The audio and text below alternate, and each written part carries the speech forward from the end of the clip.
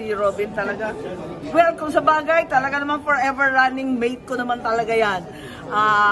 Takbo, gapang, luhod, patayo, paupo. Hindi ko naman siya kailanman iniwanan. Ayun. So willing kayo mag-VP kay VP Sara pag tumakbo siya sa 2028? Hello, basta sunod-sunuran ako doon. Oo, so open ma'am. Ha? Open to VP.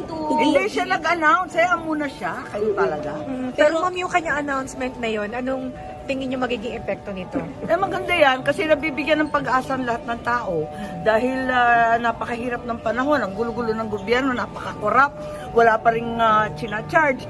Talagang ang tao galit na at naghihirap. Kaya maganda na kahit papano meron tayong pag-asa, meron tayong pinanghahawakan. Sir, officially considering running for VP ni... Come, let's go. Pero kung pipiliin po kayo ni VP Sara ma'am, kung pipiliin kayo ni VP Sara. Thank you, maraming salamat.